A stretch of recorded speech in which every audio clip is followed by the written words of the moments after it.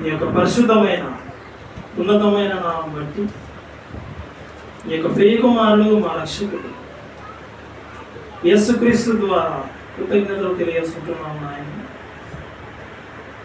మీరు వ్రాయించినటువంటి జీవగ్రంథంలో నుండి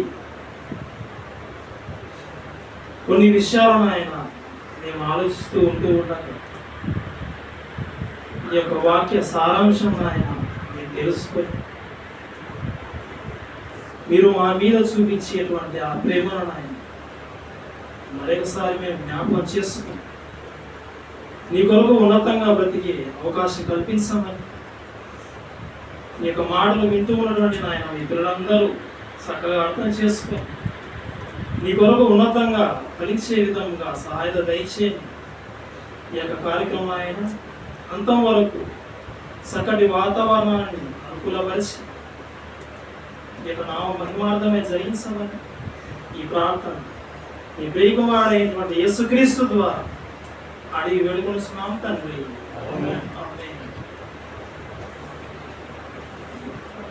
ప్రియమైన దేవుని పిల్లలారా,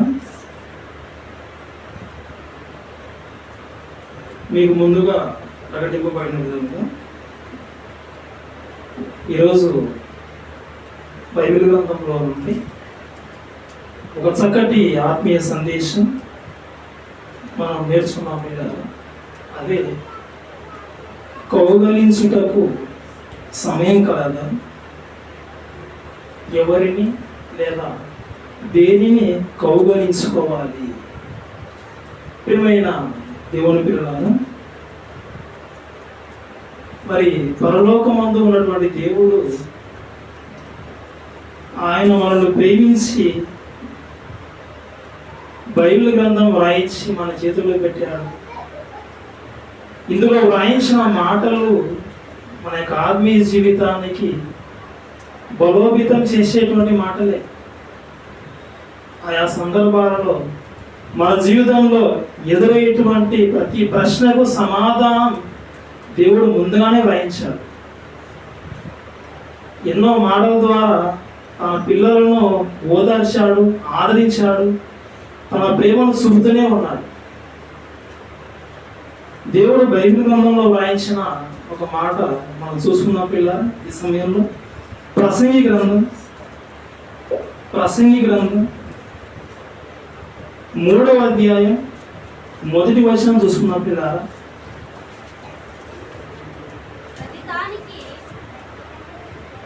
ప్రసంగి గ్రంథం 3వ అధ్యాయం 1వ వచనం. ప్రతి దానికి సమయం కలదు, ఆకాశము కింద ప్రతి ప్రయత్నమునకు సమయం కలదు. పుట్టుటకు, చచ్చుటకు, నాటుటకు, నాటబడిన దానిని పెరికివేయుటకు, చంపుటకు, చంపుటకు,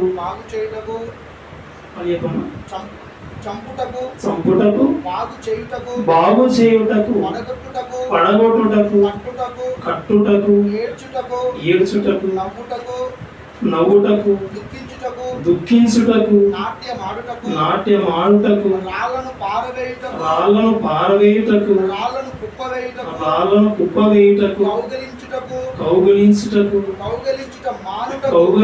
మానుటకు, ఇలా అన్ని చెప్పుకుంటూ వెళ్ళిపోయాడు. ఇందులో మనం ఆలోచించేటువంటి పాఠ్య భాగం 5వ వచనంలో చూస్తే కౌగలించుటకు ప్రతిదానికి సమయం ఉంది. గత వారంలో కూడా లాస్ట్ టైం కూడా ఒక సందర్భం గురించి మనం మాట్లాడుకున్నాం. దేని గురించి అంటే బాగు చేయటకు సమయం కలదా, అయితే దేని బాగు చేయాలి అనేది మనం ఆలోచించాము. మరి ఈరోజు దేని గురించి మనం ఆలోచిస్తూ ఉన్నామంటే కౌగలించుటకు సమయం కలదా, అయితే ఎవరిని లేదా దేనిని కౌగలించుకోవాలి. ప్రియమైన దేవుని పిల్లారా, టైటిల్ చూడగానే ఆశ్చర్యంగా అనిపించి ఉంటుంది. కొంతమంది ఇదేం టైటిల్, అసలు ఇలాంటివి చెప్పొచ్చా, అసలు బైబిల్లో ఉందా, అసలు ఇలాంటి పదాలు చెప్పడం ఏంటని కొద్దిగా సందేహం వ్యక్తం చేసి ఉండొచ్చు. కానీ దేవుడు చెప్పిందే మనం చెప్పుకుంటాం. దేవుడు చెప్పింది బైబిల్లో వాయిన్స్ అనేది మనం మాట్లాడుకో ప్రియమైన దేవుని పిల్లారా, ఆలోచిద్దాం. ప్రతిదానికి సమయం ఉంది, కౌగిలించుట కూడా సమయం ఉంది. అయితే దేనిని కౌగిలించుకోవాలి? ప్రియమైన దేవుని పిల్లారా, ఈ పదం మంచిదే. మనం చెడుకు సంబంధించిన విధంగా అయితే మనం ఆలోచించలేదు, కానీ మంచిగానే ఆలోచిస్తూ ఉన్నాము. నిజంగా సాధారణంగా చూస్తే కుటుంబాలలో తండ్రులకు ఎవరిష్టం అంటే, కుమారులు కూతుర్లు ఉన్నప్పుడు తండ్రులకు కూతుర్లు అంటేనే ఇష్టం, కూతుర్ల మీదనే ప్రేమ ఎక్కువ. ఇక తల్లులైతే కుమారుల మీద ప్రేమ ఎక్కువ, ఆపోజిట్. తల్లులైతే కుమారుల మీద ప్రేమ చూపుతారు, తండ్రులైతే ఎక్కువ ప్రేమ కూతుర్ల మీద. ఇది మనం సర్వసాధారణంగా మనం అన్ని ఫ్యామిలీలో చూసే సందర్భాలే. ప్రియమైన దేవుని పిల్లారా, నిజంగా చిన్నపిల్లలైతే నేను నాన్న వైపు, నేను అమ్మ వైపు అని వాళ్ళే మరి పంచుకుంటారు. మా డాడీ అని అమ్మాయి అంటే, మా మమ్మీ అని కుమారుడు అంటాడు. నిజంగా ప్రేమించిన తన కుమార్తెను ప్రేమించిన తండ్రి నిజంగా ఎన్నో వస్తువులు తెచ్చివ్వడము, ఎన్నో కొనిపెట్టడము, రాగానే ఎత్తుకొని ముద్దు పెట్టుకొని కౌగిలించుకుంటాడు. ప్రేమ. ఒక తండ్రి తన కుమార్తెను ప్రేమతో కౌగిలించుకోవడం, ఒక తల్లి తన కుమారుణ్ణి ప్రేమతో అక్కున చేర్చుకొని కౌగిలించుకోవడం మనం చూస్తాం. తల్లిదండ్రులు తమ పిల్లల్ని ఏం చేస్తారంటే కౌగిలించుకుంటారు. ప్రియమైన దేవుని పిల్లారా, అదేవిధంగా స్నేహితులైన వారు నిజంగా చదువుకునే వాళ్ళు కాలేజీలలో నా బెస్ట్ ఫ్రెండ్ అనే ఉద్దేశంతో నిజంగా నాకు అన్ని విధాలుగా సహాయం చేస్తాడు, చాలా మంచివాడని మరి పురుషులు, బాయ్స్ నా బెస్ట్ ఫ్రెండ్ అని మరి వాళ్ళకు చెప్పి, వాళ్ళతో చెప్పుకొని అలా తిరుగుతూ అన్ని ప్రోగ్రామ్స్లో వాళ్ళు పాల్గొంటూ మరి ఎన్నో రకాల ఫోటోలు దిగుతూ ఉంటారు, కౌగిలించుకుంటూ ఉంటారు. స్నేహితుల మధ్య కౌగిలింత. అదేవిధంగా మనుషులకు జంతువుల మధ్య, వీరి మధ్య కూడా కౌగిలింత. మీరు చాలా సందర్భాలు చూసుకుంటారు. ఒక అమ్మాయి స్కూల్ నుండి రాగానే, బస్సు దిగగానే చిన్న పాప, ఒక పిల్ల వెయిటింగ్ చేస్తూ ఉంటుంది. ఒక పిల్ల వ్యాన్ రాగానే ఆమె అందులోని దిగగానే పరిగెత్తుకుంటూ వెళ్ళిపోతుంది. ఇంట్లో పెంచుకునే ఒక చిన్న పప్పి అమ్మాయి రాగానే బడి నుండి పరిగెత్తుకుంటూ వెళ్ళిపోయి ఆ ఒళ్ళోకి వెళ్ళిపోతుంది. అంటే మనుషులు జంతువులను కౌగిలించుకోవడం మనం చూస్తాం. ఇంట్లో ఉన్నటువంటి అన్నదమ్ములు, అక్క చెల్లెళ్ళు ఇలా ప్రేమతో ఒకరిని ఒకరు హత్తుకోవడం మనం చూస్తాం. ప్రియమైన దేవుని పిల్లారా, ఇది మనుషుల మధ్య కౌగిలింతలు. ఇక ప్రాధాన్యంగా, ముఖ్యంగా, ఎక్కువగా చూస్తే ఈ సంభాషణ ఎవరి మధ్య ఉంటారంటే భార్యాభర్తల మధ్య ఎక్కువగా కనిపిస్తారు. భార్యాభర్తలు తమ జీవిత కాలంలో ఎన్నో సందర్భాలలో వాళ్ళు ఒకరిని ఒకరు ప్రేమతో కౌగిలించుకున్న సందర్భాలు మనకు తెలియదు. ఇది తప్పు కాదు, దేవుడు పెట్టిన బంధమే. ఇది దేవుడు పెట్టిన బంధం. ప్రియమైన దేవుని పిల్లారా, ఈ బంధం లేకపోతే మానవ మనుగడే లేదు. దేవుడు ఉండాలి, కరెక్టే. కానీ ఈ బంధం లేకపోతే, ఈ భార్యాభర్తల మధ్య ఈ బంధం లేకపోతే మానవ మనుగడే లేదు. పెళ్లి చేసుకోవడం అనేది ఇది తప్పు కాదు. ప్రియమైన దేవుని పిల్లారా, ఇక ప్రపంచంలో ఇక వాతావరణం కూడా చూస్తే చల్లగాలి వీయనిదే నల్లమబ్బు వస్తుందా? చేతికున్న ఆ వేలి కొస తాకనిదే వీణ పాట పాడుతుందా? ఈ స్త్రీ పురుషులు వారు ఒకరిని ఒకరు తాకనిదే నువ్వు లేవు, నేను లేను. ప్రియమైన దేవుని పిల్లారా, మనుషుల మధ్య బంధాలు పెట్టిన దేవుడు, మనుషుల మధ్య ఆప్యాయత పెట్టిన దేవుడు, వారి మధ్యలో ఉన్నటువంటి ఈ కౌగిలింత ఈ సందర్భాన్ని కూడా ఇక్కడ మనం జ్ఞాపకం చేస్తూ ఉన్నాడు. ప్రతిదానికి సమయం ఉందన్నాడు. ఇది కూడా మనం ఈ సందర్భం గురించి కూడా మనం ఆలోచిస్తూ ఉన్నాం. చివరికి మనం తెలుసుకున్నాం దేని గురించి దేవుడు తెలియజేయాలనుకుంటున్నాడు అనేది మనం ఆలోచిస్తాం. ప్రియమైన దేవుని పిల్లలారా, నిజంగా దీనివల్ల ఉపయోగాలు ఏమైనా ఉన్నాయా? శాస్త్రీయంగా వైద్యులను ఒకవేళ సంప్రదించి అయినప్పుడు వాళ్ళు చెప్పే విషయం నిజంగా మనుషుల మధ్య ఉన్నటువంటి ఈ మంచి సంబంధం వీరి యొక్క కౌగిలింతలో కూడా ఉపయోగం ఉంది అని మరి వైద్యులు, నిపుణులు, మానసిక శాస్త్రవేత్తలు చెప్పిన సందర్భాలు కూడా లేకపోలేదు. నిజంగా ఆ కౌగిలింత వలన ఒత్తిడిలో నుండి బయటపడతారని, వ్యాకులత యాంగ్జైటీలో నుండి కూడా అది తగ్గిస్తుందని చెప్పిన సందర్భాలు ఉన్నాయి. అదేవిధంగా మానసికమైనటువంటి ఒత్తిడి తగ్గిస్తాయని, నిజంగా రక్తపోటు గల వాళ్ళు అది రక్తపోటు తగ్గిస్తుందని, ఇది ఉపయోగకరమైనదే అని చెప్పిన సందర్భాలు కూడా లేకపోలేదు. ప్రియమైన దేవుని పిల్లలారా, ఇంతవరకు బాగానే ఉంది. బైబిల్లో ఉండే 2 సందర్భాలు మాకు ఇవ్వండి, మేము కూడా చూస్తామని మనకు ప్రశ్న రావచ్చు. చూద్దాం పిల్లలు, బైబిల్లోకి వెళ్ళిపోదాం. మీకు అందరికీ తెలుసు ఇస్సాకు ఎంతమంది కుమారులు ఉన్నారు? ఇస్సాకు ఎంతమంది కుమారులు? అబ్రహాము కుమారుడు ఇస్సాకు కుమారులు యాకోబు, ఏశావు, యాకోబు ఇద్దరు ఉన్నారు. ఈ ఇద్దరు ఉన్నారు. అయితే ఒకానొక సమయంలో ఈ ఏశావు పొలంలో నుండి వస్తాడు. ఈ పొలంలో నుండి వచ్చిన సమయానికి ఆకలి అవుతూ ఉంటారు.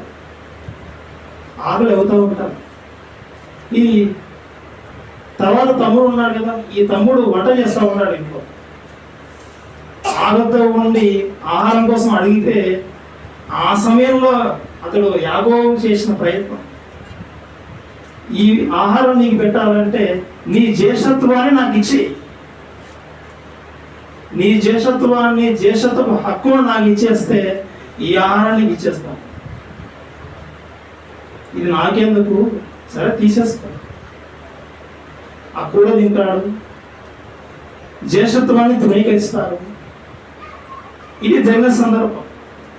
ఇంకో సందర్భంలో ఇంతవరకు ఏశావు ఆకలితో ఉన్నప్పుడు యాకోబు ఇచ్చాడు ఫుడ్. తర్వాత కొంతకాలం తర్వాత తండ్రి ఇస్సాకు ఆహార విషయమే ఆలోచిస్తాడు. నేను మాంసం తినాలనుకుంటున్నాను, ఇదిగో ఏశావు వెళ్ళిపో, మాంసం తీసుకొని రా, వేటకి వెళ్ళి చెప్పిన తర్వాత వెళ్ళిపోతాడు. ఆ సమయంలో యాకోబు చేసిన మరో ప్రయత్నం, ఆశీర్వాదం పొందుకోవాలని ఆ ప్రయత్నంలో భాగంగా ఏశావు అన్న రాకముందే తండ్రి దగ్గరికి వెళ్ళిపోయి ఆ మాంసాన్ని పెట్టేసి ఆ ఆశీర్వాదాన్ని తండ్రి దగ్గర నుండి బ్లెస్సింగ్స్ తీసుకుంటాడు. ఇది ఏశావు మనసులో పడింది. ఒకసారి నన్ను డైరెక్ట్గా మోసం చేశాడు, ఇక రెండవసారి నా తండ్రి దగ్గరికి వెళ్ళిపోయి నేను రాకముందే నాకు రావాల్సిన ఆశీర్వాదాలు ఇతను తీసుకెళ్ళిపోయాడు. ఇంకా పగతో ఉన్నాడు, తమ్ముడిని చంపాలి, దొరికితే చంపాలి. ఉన్నాడు కానీ తండ్రి ఉన్నాడు, బ్రతికే ఉన్నాడు. నా తండ్రి బ్రతికే ఉన్నాడు, నా తండ్రి చనిపోవడానికి దినాలు సిద్ధంగా ఉన్నాయి. నా తండ్రి చనిపోయిన తర్వాత ఇక నా తమ్ముడిని నేను చంపాలి, ఈ ఆలోచనతో ఉన్నాడు ఏశావు. ఆ సమయంలో తల్లి ఆలోచించింది, నాయన నీ అన్న నిన్ను చంపాలనుకుంటున్నాడు, ఇక నువ్వు పారిపో, ఇక్కడ ఉండాలి, ఇదిగో పలానా ప్రాంతానికి వెళ్ళిపో, నా సహోదరుడు ఉన్నాడు అక్కడికి వెళ్ళిపోవాలి. అలా వెళ్ళమని చెప్పినప్పుడు దేవుడు కూడా పంపినప్పుడు ఎక్కడికి వెళ్ళాడంటే ఒక ప్రాంతానికి వెళ్ళిపోతాడు. ఆ ప్రాంతానికి వెళ్ళిన తర్వాత డైరెక్ట్గా ఏ కుటుంబం దగ్గరికి వెళ్ళిపోతాడంటే దేవుడు ఎక్కడికి చేరుస్తాడంటే ఇతని బంధువుల దగ్గరికే చేరుస్తాడు. ఆదికాండం 29వ అధ్యాయం 13వ వచనం చూద్దాం పిల్లలు. తల్లి యొక్క సహోదరుని దగ్గరికి వెళ్ళిపోతాడు, రిబ్కా యొక్క సహోదరుని దగ్గరికి వెళ్ళిపోతాడు. ఆదికాండం 29వ అధ్యాయం 13వ వచనం.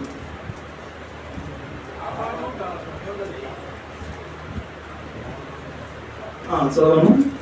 లాబాను లాబాను తన సహోదరి కుమారుడైన తన సహోదరి అంటే సహోదరి ఎవరంటే రిబ్కా, తన సహోదరి కుమారుడైన యాకోబు సమాచారం వినినప్పుడు అతనిని ఎదుర్కొనుటకు పరుగెత్తుకొని వచ్చి అతని కౌగిలించి ముద్దు పెట్టుకొని తన ఇంటికి తోడుకొని పోయాను. ఇక్కడ ఎవరిని కౌగిలించుకున్నారు? లాబాను ఎవరిని? లాబాను యాకోబు అంటే మామ అల్లుడిని కౌగిలించుకున్నాడు. మామ తన అల్లుడిని కౌగిలించుకున్నాడు. ప్రియమైన దేవుని పిల్లలారా, ప్రేమ చేత నిజంగా ఎంతకాలమైందో తన సహోదరి తన దగ్గర నుండి తన కుటుంబంలో వెళ్ళిపోయింది. ఆ వెళ్ళిపోయిన ఆ కుటుంబంలో నుండి నిజంగా అల్లుడు మేనల్లుడు వచ్చిన తర్వాత ఈ వార్త విన్న తర్వాత నిజంగా లాభానికి ఎలా ఉంటుంది? నిజంగా తన సహోదరి తన దగ్గర ఉంటే ఎంతో ప్రేమించేవాడు తన సహోదరిని. కానీ ఆ సమయంలో సహోదరి లేదు, ఆమె కుమారుడు ఇచ్చాడు ఇక్కడికి. అక్కును చేర్చుకున్నాడు, కౌగిలించుకున్నాడు ప్రేమతో. ఇదంతా బాగానే జరిగింది. ఇక్కడ కౌగిలించుకోవడం అనే సందర్భం గురించి ఈ సందర్భం దగ్గర మనం రావడం జరిగింది. నిజంగా బైబిల్లో కూడా కౌగిలించుకున్న వాళ్ళు ఉన్నారంటే ఉన్నారనడానికి ఒక సందర్భం మనం చూసాం కదా. ఇంతవరకు బాగానే ఉంది. ఇక తర్వాత యాకోబు ఏం చేస్తాడంటే లాబాను కుమార్తె రాహేలును ప్రేమిస్తాడు. ఆ ప్రేమించడానికి పెట్టిన షరతు లేదా అతడే తీసుకున్నటువంటి ఆలోచన, నీ కుమార్తె కోసం నేను 7 ఏళ్ళు కొలువు చేస్తా అంటాడు. 7 సంవత్సరాలు కొలువు చేసిన తర్వాత ఇక మామ భార్యని ఇవ్వడానికి ప్రయత్నం చేస్తే రాత్రి వేళ ఏం జరుగుతుందంటే పెళ్లి కూతురు మారిపోతుంది. ఈ రాహేలు లాబానుకు 2వ కుమార్తె. ఆల్రెడీ ఒక కుమార్తె ముందే ఉంటుంది, పెద్ద కుమార్తె. ఇతడు మాత్రం ప్రేమించింది చిన్న కుమార్తె. కానీ మామ ఏం చేశాడంటే ఈ దేశం మర్యాద కాదు, మొదటిగా పెద్ద కుమార్తెకి పెళ్లి కావాలి, చిన్న కుమార్తెకు తర్వాత చేయాలనే ఆలోచనతో ఇతడు ప్రేమించింది, యాకోబు ప్రేమించింది చిన్న కుమార్తెను. కానీ లాబాను ఇచ్చింది మొదటి కుమార్తె. తెల్లవారిన తర్వాత యాకోబు షాక్ అయిపోయాడు, పెళ్లి కుమార్తె మారిపోయిందని. నేను ప్రేమించింది ఒక ఆమె అయితే నువ్వు ఇచ్చింది నాకు ఇంకొక ఆమెనని అన్నప్పుడు మా దేశం మర్యాద కాదని మామ చెప్పి తర్వాత సరే ఆమెను ప్రేమించావు, ఆమె కావాలంటే నువ్వు మళ్ళీ 7 ఏళ్ళు నువ్వేం చేయాలి, నాకు కొలువు చేయాలి. ప్రేమించిన ఆమె కోసం మళ్ళీ 7 సంవత్సరాలు కొలువు చేస్తాడు. మొత్తానికి ఆమె కోసం 7 + 7 14 సంవత్సరాలు. ప్రేమించిన ఆమె కోసం 14 సంవత్సరాలు కొలువు చేసినటువంటి వ్యక్తి యాకోబు. ప్రియమైన దేవుని పిల్లలారా, అంటే యాకోబు లాబాను దగ్గర ప్రేమించిన ఆమె కోసం ఎన్ని సంవత్సరాలు కొలువు చేశాడు? 14 సంవత్సరాలు. తర్వాత మరి పశువుల కోసం, కొంత సంపద కోసం ఇంకా కొంతకాలం పనిచేస్తే మొత్తానికి మళ్ళీ 6 సంవత్సరాలు, టోటల్గా 20 సంవత్సరాలు ఈ యాకోబు లాబాను దగ్గర ఉంటాడు. చూద్దాం, ఆ వచనం చూద్దాం.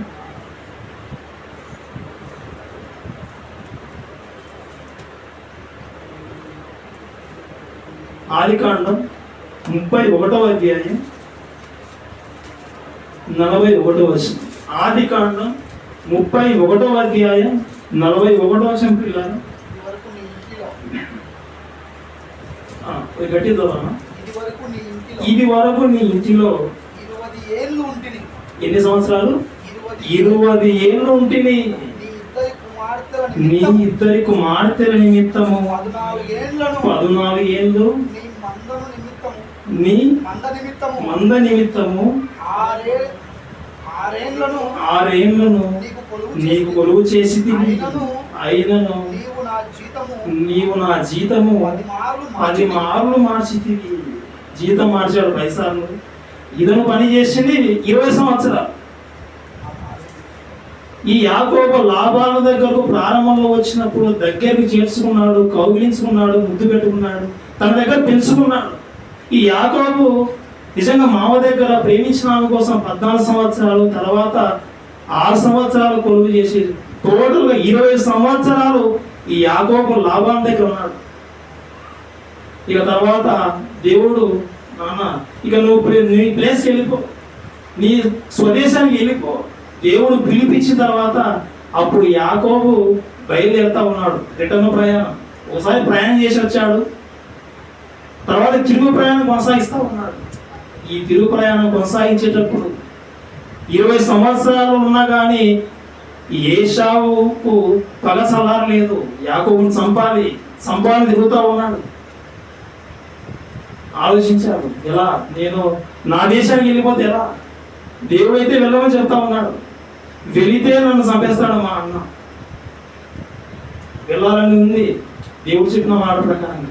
వెళితే ప్రాణాలు పోతాయేమో ఆలోచన చేశాడు. కొంత జ్ఞానంతో ఆలోచించాడు. కొంత కానుక పంపిస్తామని ఆలోచన చేశాడు. కానుక పంపిస్తే ఏమైనా మా అన్న శాంతిస్తాడేమో. తన దగ్గర ఉన్న సంపదను ముందు పంపించాడు. పశు సంపదను ముందు పంపించాడు. తర్వాత ఇతని యొక్క ఇద్దరు భార్యలు ఆ భార్యల కింద ఉన్నటువంటి దాస్తిరాలు ఉన్నారు. వారిని కూడా ఈయన మ్యారేజ్ చేసుకొని ఉంటాడు. ఈ నలుగురు పిల్లలు వీరిని తోడుకొని వెళ్తా ఉన్నాడు. ఆ వారి ముందర వెళ్తా ఉన్నాడు. అన్న కనబడగానే 7 సార్లు సాష్టాంగ నమస్కారం చేశాడు. 7 సార్లు. చూద్దాం అక్కడ ఆదికాండ 33వ అధ్యాయం 4వ వచనం పిల్లలు. అప్పుడు ఏశావు అతనిని ఎదుర్కొన పరిగెత్తి అతనిని కౌగిలించుకొని అతని మెడ మీద పడి ముద్దు పెట్టుకొనేను. వారిద్దరు కన్నీరు విడిచిరి. ఇక్కడ ఎవరిని కౌగిలించుకున్నారు? అన్న అయినటువంటి ఏశావు తమ్ముడైన యాకోబును కౌగిలించుకున్నాడు. కన్నీరు విడిచాడు. నిజంగా ఈ కానుక పంపించకపోయి ఉంటే, ఈ 7 సార్లు సాష్టాంగ నమస్కారం చేయకపోయి ఉంటే ఎలా ఉండేది అసలు? కోపంతో ఉన్నటువంటి వారి యొక్క కోపాన్ని తగ్గించాలన్నా నిజంగా ఏం చేయాలంటే బైబిల్ చెప్పిన సూత్రం తగ్గవలసిందే, లోబడవలసిందే. చాలా కుటుంబాలలో జరిగే సందర్భాలు, మా అన్నదమ్ములు మీ ఇద్దరం ఉన్నాము, మేము నిజంగా ఒకరు చూసి మాట్లాడుకోలేరు. ఎందుకు మాట్లాడుకోలేరు? తగ్గలేరని. ఏ ఒక్కరు తగ్గలేదని. కనీసం ఏ ఒక్కరైనా తగ్గొచ్చు కదా. చిన్నవాడైనా తమ్ముడైనా సరే మా అన్నే కదా నా కోసం చెప్పేదని తగ్గొచ్చు. లేదా పెద్దవాడు, నేను అన్న కదా, పెద్ద కదా, కనీసం నేనైనా తగ్గాలని అన్న ఆలోచించాడు. ఇలా ఆలోచించకపోవడం బట్టే ఈరోజు బంధాలు మనుషుల మధ్య, సహోదరుల మధ్య నిజంగా సఖ్యత లేకపోవడం. ప్రార్థనకు వచ్చేవాళ్ళు ఉంటారు, భక్తులే ఉంటారు, కానీ వారి మధ్య ఇంటి దగ్గర ఎలా ఉంటారంటే, బాండింగ్ ఎలా ఉంటారంటే నిజంగా ఎవరో శత్రువులాగా అనిపిస్తూ ఉంటారు. ఏశావు దగ్గర నుండి యాకోబు వెళ్ళిపోయే సమయానికి ఏశావుకి ఎలా ఉందని కోపంగా ఉంది. జ్యేష్ఠత్వాన్ని తీసుకున్నాడు. నా తండ్రి దగ్గర ఆశీర్వాదం పొందుకున్నాడు, బ్లెస్సింగ్ తీసుకున్నాడు. చంపాలని ఆలోచించాడు. కన్నబడితే కాటికి పంపించాలి నేను. అలా ఆవేశంతో ఉన్నటువంటి ఏశావును నిజంగా కన్నీరు విడిచే విధంగా, కౌగిలించుకునే విధంగా మరి చేశాడంటే, నిజంగా యాకోబు ఎలా చేశాడంటే ఇది దేవుని జ్ఞానమే, దేవునికి ఆలోచన చొప్పునే జరిగింది. మీరు బైబిల్ గ్రంథంలో చూస్తే చాటున ఇచ్చిన బహుమానం ఏం చేస్తుంది? కోపాన్ని చల్లారుస్తుంది. నువ్వు గిఫ్ట్ ఇచ్చావంటే కోపం చల్లారిపోతుంది. సామెత గ్రంథంలో ఉంటుంది. ఒకసారి ఇంటికి వెళ్ళిన తర్వాత చెక్ చేసుకోండి. ఒకసారి రెఫరెన్స్ ఇది మీకే హోంవర్క్. చాటుని ఇచ్చిన బహుమానం కోపం చల్లార్చును. ప్రియమైన దేవుని పిల్లలారా, ఇక్కడ యాకోబు సాష్టాంగ నమస్కారం చేశాడు. పడిపోయాడు, కాళ్ళ మీద ఓడిపోయాడు. ఇక కత్తి తీసుకొని ఇక చంపాలని వచ్చి ఆయన ఏం చేస్తాడు? కాళ్ళ మీద పడిపోతే చంపాలనుకుంటాడా? కత్తి పక్కన వేసేసి కన్నీరు విడిచి తన సహోదరుడైనటువంటి యాకోబును ఏశావు కౌగిలించుకున్నాడు. ప్రియమైన దేవుని పిల్లలారా, ఇక్కడ మనం రెండు సందర్భాలు చూసాం. యాకోబు లాబాను వారి మధ్య సంభాషణ చూసాం, కౌగిలించుకున్నారు. రిటర్న్ ప్రయాణం వెళ్ళేటప్పుడు ఈ యాకోబును ఎవరు కౌగిలించుకున్నాడు? ఏశావును కౌగిలించుకున్నాడు. బైబిల్లో ఈ రెండు సందర్భాలు మనుషుల మధ్య జరిగిన సందర్భాలు మనం చూసాం. కౌగిలించడం సమయం కలదా? యాకోబు ఎక్కడున్నాడు? వెళ్ళిపోయిన తర్వాత 20 సంవత్సరాల తర్వాత కౌగిలింత వారి మధ్య బాండింగ్ జరిగింది. ఇది దేవుడు అనుకున్నదే, దేవుడు అనుకున్న సమయమే, దేవుడు అనుకున్న సమయంలోనే జరుగుతుంది. ఇది మనుషుల మధ్య సందర్భాలు మనం చూసాం. నిజంగా పరలోకంలో ఉన్న దేవుడు కూడా తన పిల్లలైనటువంటి ఇశ్రాయేలీలను నిజంగా ఎంతో గొప్పగా ఆలోచించాడు. నా కుమారుడైన యాకోబు, ఇశ్రాయేలు నా బుద్ధు బిడ్డ, ఇలా ఎన్నో గొప్ప గొప్ప మాటలు చెప్పిన ఆయన నిజంగా తన కుమారుడైనటువంటి ఇశ్రాయేలు విషయం పలిగిన మాట ఒకసారి చూద్దాం. హోషేయ గ్రంథం 11వ అధ్యాయం. హోషేయ గ్రంథం 11వ అధ్యాయం మొదటి వచనం ప్రియులారా.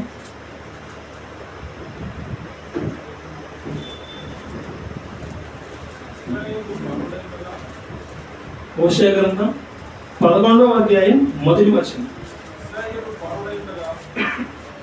ఇశ్రాయేలు బాలుడై ఉండగా నేను అతని ఎడల ప్రేమ కలిగి నా కుమారుని ఐగుప్తులో నుండి పిలిచి దేవుడు ఇశ్రాయేలీయులను ఎక్కడి నుండి తీసుకొని వచ్చాడు? దేవుడు ఇశ్రాయేలీయులను ఎక్కడి నుండి విడిపించుకొని వచ్చాడు? ఐగుప్తు యొక్క ఆ దేశం యొక్క బానిసలకు సంఖ్యలు, ఆ సంఖ్యల్లో నుండి దేవుడు బయటికి తీసుకొని వచ్చాడు. కఠినమైన దాస్యంలో నుండి బయటికి తీసుకొని వచ్చాడు. ఆ మాట ఉద్దేశంతో దేవుడు పలుకుతూ ఉన్నటువంటి మాట, ఇశ్రాయేలు బాలుడై ఉండగా నేను అతని ఎడల ప్రేమ కలిగి నా కుమారుడైన ఇశ్రాయేలును ఐగుప్తు దేశంలో నుండి పిలిచి తిని నా కుమారుని పిలుచుకొని వచ్చాను. 3వ వచనం. 3వ వచనం. ప్రవక్తలు వారిని పిలిచినను. 3వ వచనం పిల్లరా, అదేనా?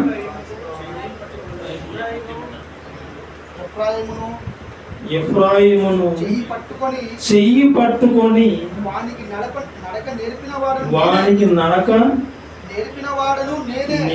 వాడను నేనే. నడక నేర్పాను, నా కుమారుని పిలిచాను, నడక నేర్పించాను. వారిని కౌగిలించుకున్న వాడను నేనే. ప్రియమైన దేవుని పిల్లలారా, కుమారుని పిలిచానని చెప్తా ఉన్నాడు. నిజంగా నడక నేర్పింది నేనే అని చెప్తా ఉన్నాడు. నిజంగా నడక నేర్పాడు. 40 సంవత్సరం అరణ్య ప్రయాణంలో నడిపించింది దేవుడే. హక్కును చేర్చుకొని కౌగిలించుకున్నది కూడా దేవుడే. అదే చెప్తాను, నేనే. నడక నేర్పింది నేనే, కౌగిలించుకుంది నేనే. దేవుడు చెప్తా ఉన్నాడు. ప్రియమైన దేవుని పిల్లలారా, ఇది దేవుని కౌగిలింత. నిజంగా ఆయన కౌగిలించుకుంటే, ఆయన నడక నేర్పితే నిజంగా ఎంతో హ్యాపీ. నిజంగా మనం పాడవలసిన పాట ఇదే. ఇక్కడే నాన్నకు ప్రేమతో నిజంగా నడిపించింది ఆయనే. ప్రియమైన దేవుని పిల్లలు, మనల్ని కూడా, మన జీవితం కూడా ఆలోచిస్తే బాల్య దశలో నుండి ఎక్కడో ఉన్న మనం నిజంగా 20 సంవత్సరాలు వెనక్కి వెళ్ళిపోతే ఇప్పుడున్నటువంటి టెక్నాలజీ లేదు, ఇప్పుడున్నటువంటి ఈ ఈ విద్యుత్ సౌకర్యాలు లేవు. ఒకప్పుడు ఒకటే ఒక బల్బు, థామస్ ఆల్వా ఎడిసన్ కనిపెట్టిన బల్బు ఒకటే. ఇప్పుడు చూస్తే అన్ని బాలెట్స్. ఇప్పటికీ అప్పటికి తేడాలు. ఇప్పుడు చూసే స్మార్ట్ ఫోన్ అందరూ ఉపయోగించేది. ఒక 20 సంవత్సరాలు వెనక్కి వెళ్ళిపోతే అందరు కీప్యాడ్స్ వెళ్ళే. ఇంకా ముందుకు వెళ్ళిపోతే ఫోన్లే ఏం లేవు, జస్ట్ అలా మాట్లాడుకోవడానికి ల్యాండ్లైన్ ఫోన్సే. ఏ కాలం నుండి ఎక్కడ తీసుకొని వచ్చాడు? నిజంగా ఇంతవరకు నడిపించింది మనల్ని దేవుడే. ఇప్పటి వరకు మనల్ని నిజంగా తన హక్కును చేర్చుకొని కౌగిలించుకొని నిజంగా ప్రేమించిన దేవుడు ఆయన ప్రేమైన దేవునికున్నామా. నిజంగా దేవుడు మనల్ని కూడా కౌగిలించుకున్నాడు తన ప్రేమ చేత. నిజంగా ఆశ్చర్యం అనిపిస్తూ ఉంటారు. నిజంగా దేవుడు నా గురించి ఇంత ఆలోచించాడా, దేవుడి ప్రేమ ఇంతలా ఉందా నా మీద. నిజంగా చాలామంది దేవుడు నన్ను పట్టించుకోలేదు, అసలు దేవుడు నన్ను చూస్తూ ఉన్నాడు లేదు, దేవుడు నన్ను దాటిపోయాడేమో, నిజంగా నాకు ఏం చేత కాదని డిప్రెషన్కి వెళ్ళిపోతూ ఉంటారు. ఏ మనిషి బాధపడవలసిన అవసరం లేదు. దేవుడు అందరినీ చూస్తూ ఉన్నాడు, దేవుడు అందరినీ ప్రేమిస్తూ ఉన్నాడు. దేవుడు అందరినీ తన హక్కును చేసుకొని కౌగిలించుకోవాలని ఒక తండ్రి తన కుమార్తెను తన కుమారుని ఎలా అయితే ప్రేమతో స్వీకరించాలని ఉన్నాడో పరలోకంలో ఉన్న దేవుడు కూడా అదే ప్రేమతో ఎదురు చూస్తూ ఉన్నాడు. ప్రియమైన దేవుడు కూడా కొత్త నిబంధనకు వచ్చేస్తే యేసుక్రీస్తు వారు కూడా ఒక చిన్న కుమార్తెను కౌగిలించుకున్నట్టుగా, ఒక బాలుడిని కౌగిలించుకున్నట్టుగా మనం చూద్దాం. ఆ సందర్భం కూడా చూద్దాం. మార్క్స్ వార్త 9వ అధ్యాయం, మార్క్స్ వార్త 9వ అధ్యాయం 36వ వచనం. ఒక చిన్న బిడ్డను తీసుకొని, మార్క్స్ వార్త 9వ అధ్యాయం 36వ వచనం. ఒక చిన్న బిడ్డను తీసుకొని వారి మధ్యను నిలవబెట్టి వారిని ఎత్తి కౌగిలించుకొని ఈ చిన్న బిడ్డలలో ఏం చేశాడట? ఎత్తుకొని కౌగిలించుకొని యేసుక్రీస్తు వారు ఆ శిశువును కౌగిలించుకున్నాడు, తన హక్కును చేసుకున్నాడు. నిజంగా యేసుక్రీస్తు యొక్క బిడ్డేనా ఆ బిడ్డ? సొంతంగా ఆయన గర్భంలోనే పుట్టిన పాప? ఏ తల్లి కన్నా బిడ్డో, ఏ తల్లిదండ్రుల గర్భంలో వచ్చిన బిడ్డనో ఆ బిడ్డను ఎత్తుకున్నాడు, కౌగిలించుకున్నాడు. నిజంగా ప్రేమ. నిజంగా మనుషుల మధ్య ఇలాంటి ప్రేమ వేళ ఉంటుందా అనేది కొంచెం ఆలోచించుకోవాలి. మనం మన పిల్లలను ప్రేమించుకుంటాం, ఎత్తుకుంటాం, కౌగిలించుకుంటాం. మనం మన వారిని నిజంగా చేర్చుకుంటాం, కౌగిలించుకుంటాం. ఇక్కడ యేసుక్రీస్తు వారు నేర్పే పాఠం కూడా చూస్తే తనకు సంబంధించిన వారు కానీ, తన వాళ్ళు కానీ ఒక కుటుంబానికి చెందినటువంటి ఒక బిడ్డని ఎత్తుకున్నారు. ఇదే మనస్తత్వం క్రైస్తవులుగా, క్రీస్తువును నమ్మిన దేవుని పిల్లలుగా మన జీవితంలో కూడా మనం అలవర్చుకుంటే నిజంగా చాలా మంచిది. నిజంగా ఇది ప్రేమ, దేవుని ప్రేమ. ప్రేమైన దేవుని పిల్లల కౌగిలించుకోవడం ఒక సమయం కలుగుతుంది. ఈరోజు సహోదరులు ఎలా ఉండాలంటే ఇలాంటి మనస్తత్వమే ఉండాలి. సహోదరులు ఐక్యత కలిగి ఉంట ఎంత మేలు, ఎంత మనోహరం. నిజంగా అది మాటల వరకే కాదు, కానీ ఇలాంటి మనస్తత్వం మనం కలిగి ఉండాలి. అలానే డైరెక్ట్గా కౌగిలించుకున్నంత మాత్రాన లోపల ఏదో ఒకటి ఉండొచ్చు, కానీ అలా కూడా ఉండకూడదు. ప్రేమైన దేవుని పిల్లలారా, ఇవి దేవుడు మనకు చెబుతున్నటువంటి పాఠాలు. చూద్దాం, ఇంకా సందర్భం చూద్దాం పిల్లల. దేవుని యొక్క ప్రేమ, దేవుని యొక్క ఆలోచన ఈరోజు ప్రపంచం పట్ల దేవుడు ఎలా చూస్తా ఉన్నాడో చూద్దాం ఒకసారి. రోమీయులకు రాసిన పత్రిక 10వ అధ్యాయం 21వ వచనం. రోమీయులకు రాసిన పత్రిక 10వ అధ్యాయం 21వ వచనంలో ఆయన చెప్తా ఉన్నాడు, అవిధేయులైన చూడండి, అవిధేయులై ఎదురాడు ప్రజలకు నేను దినమంతయు నా చేతులు చాచి తిని. దేవుడు చేతులు చాస్తా ఉన్నాడు. అవిధేయులైన నా పిల్లలు నా చెంతకు రావాలి, నా చెంతకు వస్తే నేను వారిని హక్కును చేర్చుకుంటాను. నా పిల్లలు నా కౌగిటిలోకి రావాలని దేవుని యొక్క ఆకాంక్ష. ప్రియమైన దేవుని పిల్లలు, నిజంగా ఈరోజు సమాజంలో ఎంతమంది మరి దేవుని పట్ల, దేవుని చెంతకు వెళ్ళాలని ఆలోచనతో ఎంతమంది అడుగులు వేస్తా ఉన్నారు. దేవుని ప్రేమ నిజమైనది, అపూర్వమైనది. దేవుడు మాత్రం నా చెంతకు రండి నాయన అని చెప్తా ఉంటే, ఈరోజు దేవుడి కన్నా పిల్లలే ఆయన చెంతకు రాకుండా దూరంగా వెళ్ళిపోతూ ఉన్నారు. ఈ లోకాశలో పడి ఆ లోకాశలను కౌగిలించుకుంటా ఉన్నారు, ధనాన్ని కౌగిలించుకుంటా ఉన్నారు. ఈ లోకపు మనుషులను కౌగిలించుకుంటా ఉన్నారు. దేవుని చెంతకు వచ్చేవాళ్ళు ఎంత, నా తండ్రిని నేను కౌగిలించుకోవాలి, ఆయన చెంతకు వెళ్ళాలి, ఆయన సన్నిధానానికి వెళ్ళిపోవాలని ఆలోచించే వాళ్ళు ఎంతమంది ప్రియమైన దేవుని పిల్లలారా. అలాంటి వారు ఉంటారు, కానీ చాలామంది దేవుని ప్రేమకు దూరం అయిపోతూ ఉంటారు. దేవుడు మాత్రం ఎదురు చూస్తూ ఉన్నాడు. చిన్న చిన్న సంతోషాలకే దేవుడు పొంగిపోయేటువంటి దేవుడు.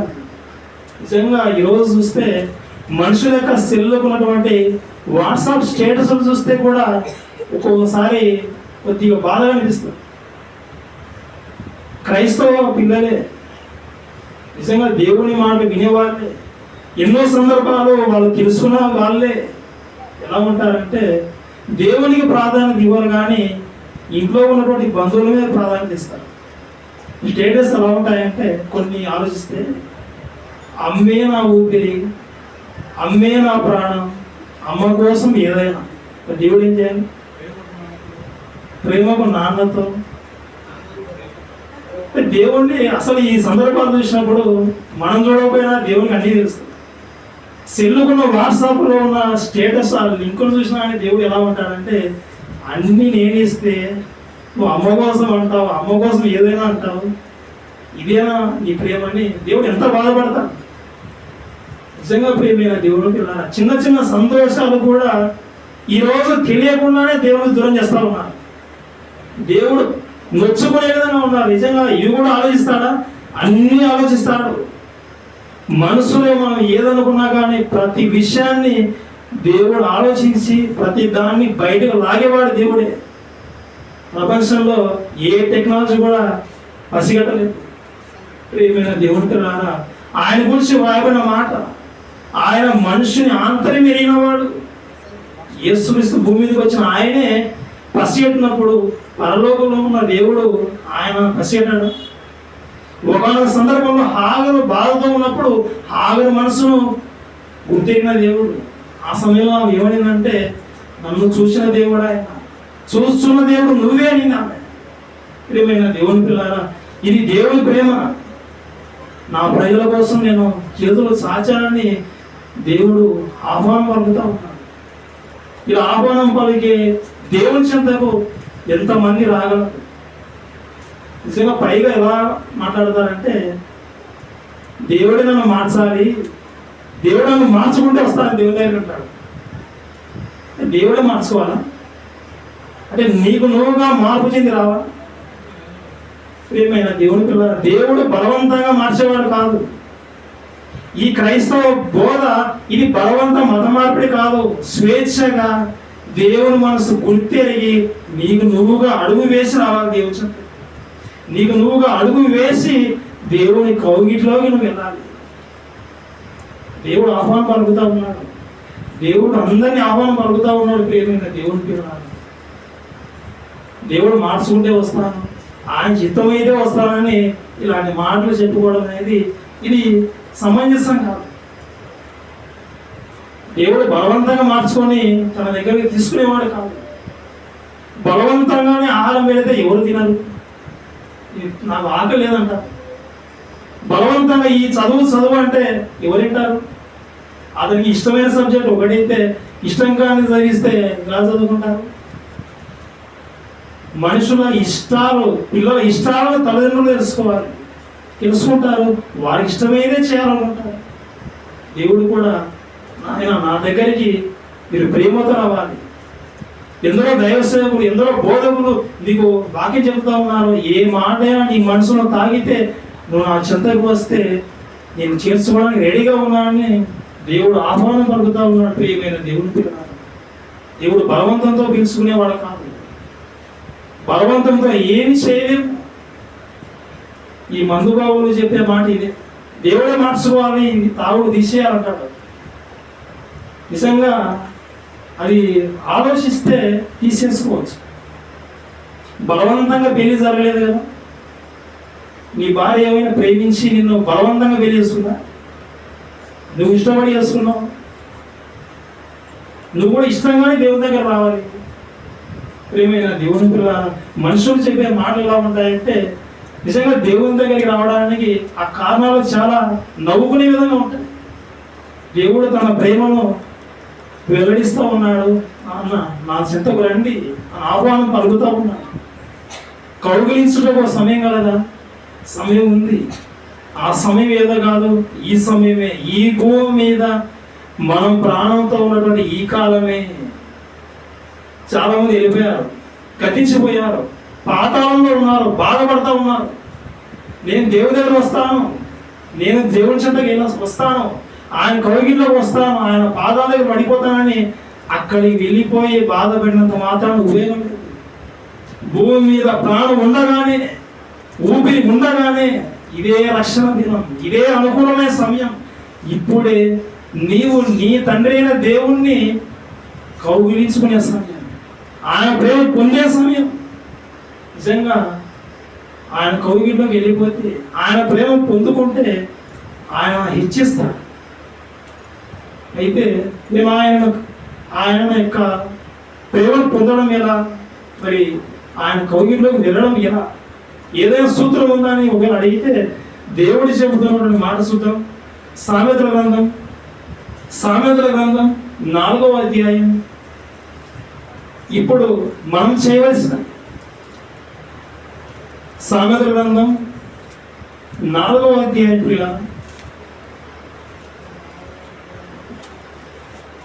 8వ వచనం. సామెతల గ్రంథం 4వ అధ్యాయం 8వ వచనం చూస్తే పైన ఉన్నటువంటి సందర్భాలని మనం చూస్తే దేని గురించి చెప్తా ఉన్నాడంటే జ్ఞానం గురించి చెప్తా ఉన్నాడు. మీరు జ్ఞానాన్ని సంపాదించుకోవాలని చెప్పుకుంటూ 8వ వచనం వచ్చిన తర్వాత ఏం చెప్తా ఉన్నాడు చూడండి. ఈ జ్ఞానాన్ని నువ్వు గొప్ప చేస్తే అది నిన్ను హెచ్చిస్తుంది. ఆ జ్ఞానాన్ని నువ్వు ఏం చేయాలంటే ఏం చేయాలి? కౌగిలించుకోవాలి. నువ్వు కౌగిలించుకుంటే అది నీకు ఘనత తెస్తుంది.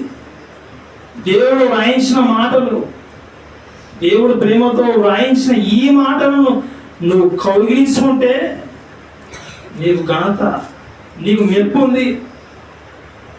ప్రియమైన దేవుని పిల్లలారా, కౌగిలించడం సమయం కాదా? ఉంది. ఇదే సమయం, ఈ సమయమే మన జీవిత కాలంలోనే. దేన్ని కౌగిలించుకోవాలి? ఇప్పుడు చదివాం. దేవుని యొక్క జ్ఞానాన్ని మనం కౌగిలించుకుంటే అది మనల్ని గొప్ప చేస్తుంది. నేను కూడా దేవుని జ్ఞానాన్ని కౌగిలించుకుంటాను. ప్రతి సండే చర్చికి వెళ్ళేటప్పుడు బైబిల్ నేను కౌగిలించుకుంటా వెళ్ళిపోతాను ఇలా పెట్టుకుని. ఇది కాదు ఇలా. దేవుని యొక్క మాటలు మన హృదయంలోకి వెళ్ళిపోవాలి. దేవుని యొక్క మాట ప్రకారంగా మనం చేస్తూ ఉండాలి. నిజంగా దేవుడు జ్ఞానాన్ని హత్తుకునే వాళ్ళు ఎంతో ప్రయాసపడుతూ ఉంటారు, ఎంతో తమ కష్టాన్ని వెచ్చిస్తూ ఉంటారు, తమ యొక్క సుఖాలను కూడా వదులుకుంటూ ఉంటారు. దేవుని పని జరిగేటప్పుడు నిజంగా ఎవరు చూసినా ఎవరు చూడకపోయినా ఇది నా బాధ్యత, ఇది దేవుని పని అని ఆలోచనతో చేసేవాళ్ళు వీళ్ళెవరో తెలుసా? దేవుణ్ణి హత్తుకున్న వారు, దేవుణ్ణి మాటను కౌగిలించుకున్న వాళ్ళు. ఇలాంటి వారికి ఘనత, ఇలాంటి వారికి మెప్పు, ఇలాంటి వారి విషయమై దేవుడిచ్చే సాక్ష్యం అద్భుతంగా ఉంటుంది. ఒకరోజు భక్తుల విషయమై దేవుడు పలికిన సాక్ష్యం, నేను అబ్రహాము దేవుడను. అబ్రహాము దేవుడి గురించి చెప్పలేదు, దేవుడే అబ్రహాము గురించి చెప్పాడు. నేను అబ్రహాముకు దేవుడును, నేను ఇస్సాకు దేవుడను, నేను యాకోబు దేవుడను అని దేవుడే మనుషుల విషయమై సాక్ష్యం ఇచ్చి వారి పేరు లేవనెత్తినప్పుడు ఈరోజు ఆయన పనిలో ఆయన జ్ఞానాన్ని నేర్చుకొని ఆయన కార్యక్రమం చేసే మన విషయమై కూడా ఇదే పదాలు దేవుడు పలుకుతాడు. ప్రియమైన దేవుడు కూడా ఒకరోజు దావీదు గురించి చెప్పినట్టుగా, దావీదు నా ఇష్టానుసారుడైన మనుషుడు. ఒకరోజు మోసే గురించి సాత్వికుడని సాక్ష్యం ఇచ్చినట్లుగా ఈరోజు మన విషయమై కూడా వాళ్ళు బైబిల్లో ఉన్నారు, వాళ్ళు భక్తులు. ఈరోజు నా గురించి దేవుడు అంత పట్టించుకుంటాడని ఆలోచన అవసరం లేదు. ఈ సాక్ష్యాలన్నీ, ఈ మాటలన్నీ మన చెంత పెట్టాడంటే అంత గొప్పగా మనం వెళ్ళాలని ఈ పాఠం ద్వారా దేవుడు మనకు చెప్తున్న విషయం ఏంటంటే, ఆయన కౌగిలించుకోవడానికి సమయం ఉంది. నా మాటను మీరు ఏం చేయాలంటే కౌగిలించుకోండి. నన్ను నా మాటను మీరు స్వీకరించే వాళ్ళు, వాడిని కౌగిలించుకునే వాళ్ళు నన్ను కౌగిలించుకున్నట్టు. నిజంగా ఆయన కౌగిల్లోకి వెళ్ళిపోతే, ఆయన నీడకి వెళ్ళిపోతే ఇక ఏ సమస్య ఉంది? ఏ సమస్య లేదు. కోడి పిల్లలు కోడి రెక్కల కింద ఉన్నంత వరకు భద్రంగా ఉంటాయి. ఒకవేళ బయటికి వచ్చాయంటే గ్రద్ద బారిన పడి నాశనం అయిపోతాయి. ఏమైనా దేవుని పిల్లల ఈ పాఠం ద్వారా మనం తెలుసుకోవాల్సిన విషయం, దేవుడు మన విషయమై ఎంతో ఆలోచిస్తూ ఉన్నాడు, ఎంతో ప్రేమ చెప్తా ఉన్నాడు. ఆయన ప్రేమ మనం జ్ఞాపకం చేసుకొని ఆయన మాటలు మనం కౌగిలించుకుంటే, మన మనసులో పెట్టుకుంటే నిజంగా మనల్ని హెచ్చిస్తాడని చెప్తా ఉన్నాడు. మరి ఈ రీతిగా మనమందరం దేవుని యొక్క మాటలను ప్రేమిస్తూ ఆయన మాట ప్రకారంగా జీవిస్తూ మీరందరూ మరి దేవుడు ఇచ్చేటువంటి ఘనత పొందుకోవాలని మరి యొక్క పాఠం ద్వారా జ్ఞాపకం చేసుకున్నప్పుడు కదా చిన్న ప్రార్థన చేసుకుందాం. పరలోకం మందు ఉన్నటువంటి మా యొక్క తండ్రి, మీ యొక్క మహోన్నతమైన నామం బట్టి నాయన ఈ యొక్క సమయంలో ఆయన మరొకసారి ప్రార్థిస్తూ ఉన్నాను తండ్రి. ప్రతి దానికి సమయం ఉందని మీరు వాయించారు. నిజంగా ఆయన కౌగిలించడం కూడా సమయం ఉంది. నిజంగా ప్రేమతో నీవు మాకు ఏర్పాటు చేసినటువంటి ఆయన ఈ బంధాల్లో ఉన్న మనుషులను మేము ప్రేమిస్తూ ఉంటాము, కౌగిలించుకుంటూ ఉంటాం ఆయన. కానీ వాటన్నిటికంటే అపూర్వమైనది ఆయన, శ్రేష్టమైనది మీ చెంతకు రావడం ఆయన. మీరు మమ్మల్ని కౌగిలించుకోండి. మేము ఎల్లప్పుడూ ఆయన మీ యొక్క వాక్యానికి దాన్ని విలువ ఇస్తూ దైవ సేవకుల ద్వారా ఆయన మీరు వినేటువంటి ప్రతి విషయాన్ని నాయన మేము నేర్చుకుంటూ మీ జ్ఞానాన్ని నాయన మేము కౌగిలించుకుంటూ మీరు మాకు ఇచ్చేటువంటి నాయన ఆ మెప్పును పొందుకునే విధంగా మాకు సహాయత దయచేయను తండ్రి. అగ్నిలోనూ లాగినట్టు నాయన కొందరినైనా మేము రక్షించే విధంగా మాకు సహాయత దయచేయమని, మీ యొక్క మాట వినడానికి నాయన వస్తూ ఉన్నటువంటి మీ పిల్లలందరినీ నాయన జ్ఞాపకం చేసుకొని ప్రతి ఒక్కరి యొక్క అవసరత నాయన క్రీస్తులో తీర్చమని, సంఘము ద్వారా నానా విధమైనటువంటి జ్ఞానం తండ్రి పయనింపజేయమని, మేము ఇంకా నాయన చాలా ఎక్కువ విషయాలు మేము నేర్చుకోవాలి నాయన. అపారమైన జ్ఞానం తండ్రి నువ్వు రాయించినటువంటి జీవగ్రంథంలో నిధిగా దాచబడి ఉంది. వాటి నుంచి మేము ఒక్కొక్కటిగా తెలుసుకుంటూ ఈ యొక్క వాక్యం వలన తండ్రి దినదినము రూపాంతరం చెందుతుంది. మీ కుమార్తెలుగా నాయన మేము జీవించగలిగినట్టు మీ యొక్క కృపను ఆయన మా మీద ఉంచుమని, మీ యొక్క దయ తండ్రి కనికరం తండ్రి మా కుటుంబాల మీద ఉంచుమని, మీ ఆశీర్వాదం ఆయన నుండి మా కుటుంబాలు దిగించమని, అటు కుటుంబాలు దయచేయమని ఆయన. ఈ రీతిగా నాయన మేమందరం ఏక మనస్సు, ఏకభావం, ఏక తాత్పర్యం కలిగి ఒక్కటిగా నీ పిల్లలుగా ఉండినప్పుడు సహాయత దయచేయమని ఈ ప్రార్థన ఈ ప్రియకుమారుడైనటువంటి యేసుక్రీస్తు ద్వారా అడిగి వేడుకొనుచున్నాం తండ్రి. ఆమేన్.